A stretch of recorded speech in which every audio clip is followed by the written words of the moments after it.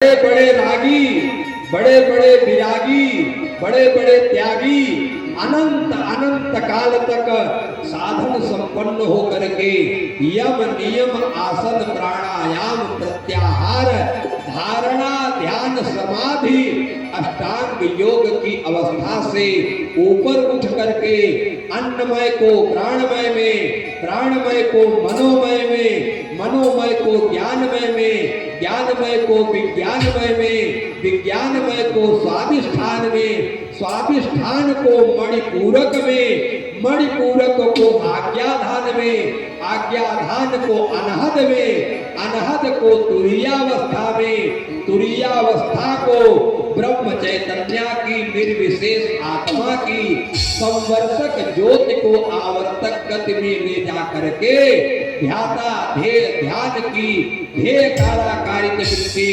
प्रमाता प्रमेय प्रमाण की प्रमेय काराकारित वृत्ति विज्ञाता विज्ञेय विज्ञान की विज्ञेय काराकारित वृत्ति के उपाध्यावर्तित चैतन्य की व्यक्ति को समष्टि में छोड़ करके तदाकारा कारित करे, ब्रह्माकारा कारित करे, तब भी जिस परमात्मा के दिव्य पद पीठ की तनिक झलक नहीं प्राप्त होती है, वही परमात्मा नंद के आंगन में बालू में लौट रहा है। ऐसा क्यों? क्योंकि भगवान किसी को ज्ञान से नहीं प्राप्त होते, भगवान किसी को तपस्या से नहीं प्राप्त होते, परमात्मा तो केवल और केवल प्रेम से प्राप्त होता है। जिसने चितचोर के चार चितवन की चोट के स्वाद का आनंद नहीं चखा, जिसका मन कभी मनमोहन के मुख मयंक की मंद मंद मुस्कान में लुट जाने का मजा नहीं पाया, जिसके प्राण कभी प्रियतम के विरह वियोग की व्याकुलता में बेचैनी से छटपटाए नहीं, वे ढाई अक्षर के प्रेम के मर्म को नहीं जान सकता प्यारे। क्योंकि राम ही केवल प्रेम पियारा, राम ही केवल प्रेम पियारा, राम ही केवल प्रेम पियारा, राम ही केवल प्रेम पियारा, राम ही केवल प्रेम पियारा, राम ही केवल प्रेम पियारा, जानी ले जो नाम निहारा, जानी ले जो नाम निहारा, जानी ले जो नाम निहारा। भगवान तो केवल प्रेम से ही प्रकट होते हैं। मैया यशोदा आई, भगवान के हाथों को पकड़ करके कहा, अरे लाला तुमने मिट्टी खाया है क्या? भगवान ने कहा, ना हम भक्षितवान अम्ब। कहा, भैया मैंने मिट्टी नहीं खाया है। कहा, मुख खोलो। और जो ही भगवान ने मुख खोला तो मैया यशोदा को भगवान के मुख में 14 भुवन 3 लोक दिखाई पड़ने लगे। 14 भुवन 3 लोक में जम्बू द्वीप दिखाई देने लगा। जम्बू द्वीप में भारतवर्ष दिखाई पड़ने लगा। भारतवर्ष में उत्तर प्रदेश दिखाई पड़ने लगा। उत्तर प्रदेश में नंद का भवन दिखाई पड़ने लगा। नंद के भवन में मैया यशोदा भगवान के हाथ को पकड़ करके खड़ी हैं। और जो ही मैया ने इस दृश्य को देखा, आंखों से झरझर आंसू निकलने लगे। उनका मोह दूर हो गया। भुसुंडी के मोह को भगवान ने दूर किया। जब उनको अहंकार हो गया कि जो परमात्मा मुझको चरण छूने का अधिकार नहीं दे रहा है, वह मुझको मुक्ति कैसे देगा। मोह को दूर करने के लिए भगवान ने भुसुंडी को उदरस्थ कर लिया। और जब उदर में गए तो उदर माज सुन अंडज राया, देख्यू बहु ब्रह्मांड गाया रोम रोम प्रति लागे कोटि कोटि ब्रह्मांड अगणित रवि शशि शिव चतुरानन करोड़ों करोड़ों ब्रह्मा करोड़ों करोड़ों विष्णु करोड़ों करोड़ों शिव जिसके एक एक रोए में लिपटे हुए हैं। ऐसे अनंत श्री राघवेंद्र सरकार का कृष्णचंद्र सरकार का दिव्य मंगलमय चरित्र है। भगवान ने यशोदा के मोह को दूर किया। अब भगवान ने एक मंडली का निर्माण किया जिस मंडली का नाम है चौर ग्वाल बाल प्रचार मंडली। भगवान ने एक चोरों की मंडली बनाया। श्री दामा मधुमंगल आज ग्वाल बालों से कहा भैया एक काम करो हम लोग चल करके चोरी करना सीखते हैं। ग्वाल बालों ने कहा अरे प्रभु आप बड़े विचित्र हैं, केवल सिखाना ही है तो चोरी सिखाएंगे। इस दुनिया में सबसे बड़े चोर अगर कोई है तो भगवान यदुनंदन श्री कृष्णचंद्र जी हैं। का ब्रजे बसंतम नवनीत चोरम। जब तक भगवान ब्रज में रहे माखन चुराए, वृंदावन गए तब गोपांगना जदुकूल चोरम। वृंदावन में गए गोपियों के वस्त्र को चुराया। द्वारिका पहुंच गए अनेक जन्मार्जित पाप चोरम। अनेक जन्म जन्म के पाप को भगवान ही चुराने वाले हैं। इसलिए चौराग्र गैण्यम पुरुषम नमामि। उस चोरों में अग्रगण्य भगवान श्री कृष्णचंद्र को हम लोग प्रणाम करते हैं। अच्छा माखन चोरी का रहस्य क्या है? केवल रहस्य बताएंगे, कथा कहानी तो आप लोग जानते हैं।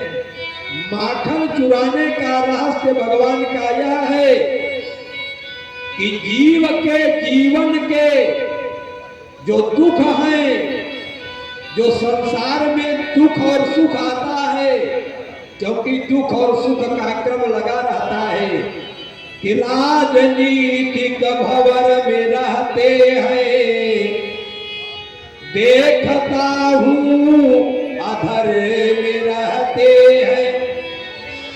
कभी जो आसमां में उड़ते थे अब किराए के घर में रहते हैं। जो कभी आसमान छू रहे थे आज उनको किराए का भवन भी नसीब नहीं हो रहा है। लेकिन भगवान कहते हैं कि इस संसार में जो दुख और सुख को भोगते भोगते ऊपर की तरफ उठ जाता है, परमात्मा उसी को स्वीकार कर लेता है। यही भगवान की माखन चोरी की लीला है। माखन क्या है? माखन का निर्माण कैसे होता है? शास्त्र में बताया गया, इसके लिए सबसे पहले एक गाय की आवश्यकता होती है। का गाय कैसी होनी चाहिए? आदरणीय पांडे जी बैठे हैं और समाज शास्त्र के प्रोफेसर डॉक्टर यादवेंद्र दत्त तिवारी जी बैठे हैं। का माखन निकलता कैसे है? का इसके लिए एक गाय की आवश्यकता होती है। का गाय कैसी हो? का सात्विक श्रद्धा धेनु सुहाई।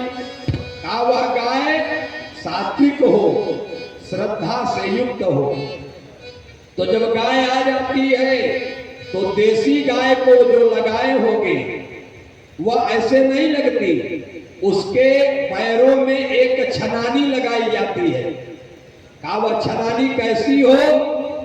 का नोई निवृत्ति, नोई निवृत्ति, निवृत्ति की छनानी उसके पैरों में लगाई जाती है। आज जब निवृत्ति की छलानी लग गई तो फिर क्या किया जाए? दुहने के लिए एक पात्र की आवश्यकता होती है। कानोई निवृत्ति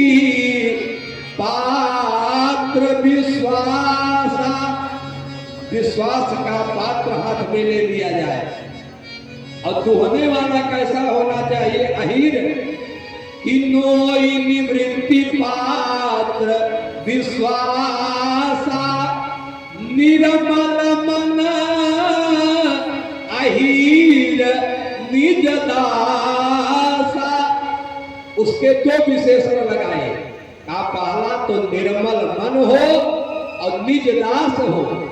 केवल निर्मल मन से काम नहीं चलेगा, मन भी निर्मल हो और भगवान का दास भी हो। अब दूध पात्र में दूह लिया गया, घी बनने की स्थिति चल रही है, आग लगा दी गई। आवटे आनल अकाम बनाई, अकाम की अग्नि पर उस दूध को रख करके गर्म कर दिया गया। और जब दूध गर्म हो गया तो धिक समझावन देहि जमाई, उसमें संतोष का जावक डाल दिया गया। तो जो दूध उछल रहा था, तरल होकर के बह रहा था, जब संतोष का जावन पड़ गया तो वह दूध शांत हो गया, रात्रि भर पड़ा रहा। वह क्या हो गया? दही हो गया। और जब शांति जीवन में आ गई तो उसी समय सुख और दुख की मथानी चलना प्रारंभ हो जाती है। मुदिता मथै विचार मथानी। अब विचारों की मथानी, सुख दुख की मथानी जीवन में जब चलना प्रारंभ होती है तो दही जैसे टूटने लगती है, वैसे ही आदमी का धैर्य भी टूटने लगता है। लेकिन जो टूटते टूटते ऊपर उठ जाता है वही माखन हो जाता है, और जो नीचे बैठ जाता है वही छाछ हो जाता है। जो ऊपर उठ जाता है भगवान उसी को स्वीकार कर लेते हैं। यह है आध्यात्मिक माखन की लीला। भगवान ने चौर प्रचार मंडली का निर्माण किया और एक एक गोपी के घर में जाकर के चोरी किया। पहले अपने घर से शुरू किया। सारी गोपिकाएं उलाहना लेकर के आती, लेकिन मैया यशोदा कहती, भैया मेरे यहाँ क्या माखन मिश्री की कमी है जो मेरा लाला तुम्हारे घर जा करके चोरी करेगा?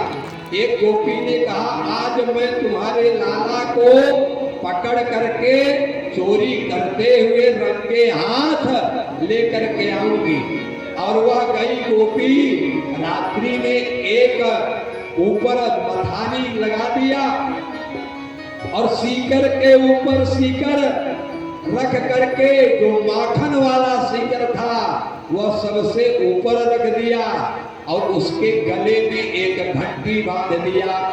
और जब ही भगवान श्री रामा मधुमंगल आदि ग्वाल बालों को लेकर के माखन चोरी करने के लिए आए, एक ग्वाल के ऊपर दूसरा ग्वाल, दूसरे ग्वाल के ऊपर तीसरा ग्वाल, चढ़ते चढ़ते भगवान जब सीकर तक पहुंचे तो देखते क्या है, गले में एक घंटी बंधी हुई है। घंटी में अगर आपने ध्यान से देखा होगा तो घंटी में दो चित्र रहते हैं, या तो गरुड़ जी का चित्र रहता है या तो हनुमान जी का चित्र रहता है। भगवान ने गरुड़ जी से कहा, अरे घंटी, जब तक मैं ग्वाल बालों को माखन न खिला लूं तब तक तुम बजना मत।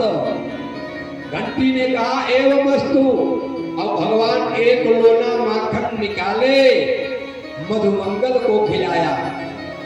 दूसरा लोना माखन का निकाला, श्री रामा को खिलाया।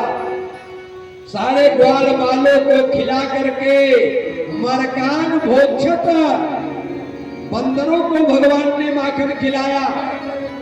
जब सबको खिला करके संतुष्ट हो गए तो भगवान ने एक लोना माखन निकाल करके जब ही अपने मुख में डाला, त्यों ही घंटी टन टन करके बजने लगी।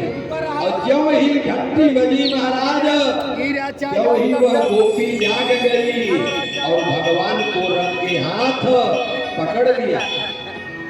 जाते जाते भगवान ने घंटी से कहा, अरे घंटी, जब मैंने मना किया था कि बजना मत, तो बज क्यों गई? घंटी ने बड़ी सुंदर बात कही, कहा प्रभु जब तक जगत के लोग खा रहे थे तब तक तो मैं नहीं बजी, और भगवान को भोग लगे और घंटी और शंख न बजे तो वह भोग का महत्व ही नहीं रह जाएगा। इसलिए भगवान के भोग में घंटी और शंख घड़ी घड़ियाल का बजना आवश्यक है। रंगे हाथ भगवान पकड़े गए, मुख में माखन लगा है और भगवान को पकड़ करके ले गई वह गोपी मैया यशोदा के पास। कहा देखो तू कहती थी कि तेरा लाला माखन नहीं खाता है, आज मैंने रंगे हाथों तुम्हारे लाला को पकड़ लिया है। मैया ने कहा अरे लाला तूने माखन खाया क्या? तो मानो सूरदास जी महाराज कलम लेकर के बैठे थे और इस चित्र को वहां पर अंकित कर लिया कि मैया मोरी मैं नहीं माखन खायो, मैया मोरी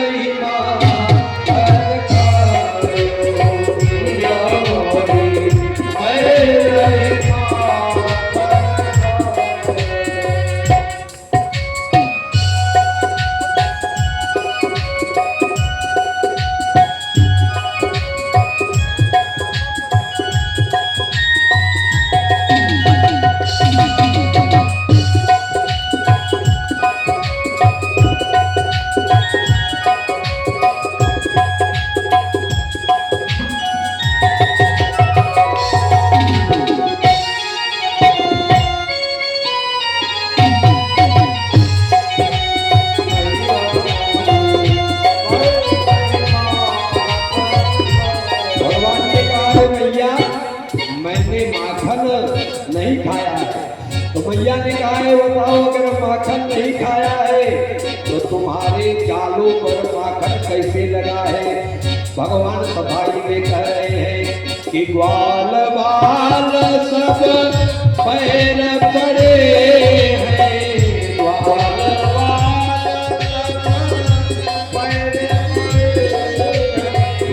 ग्वाल बाल सब पैर पड़े हैं, ग्वाल बाल सब पैर पड़े हैं, परम समूह लटायो मैया मोरी मैं नहीं माखन खायो, मैया मोरी मैं नहीं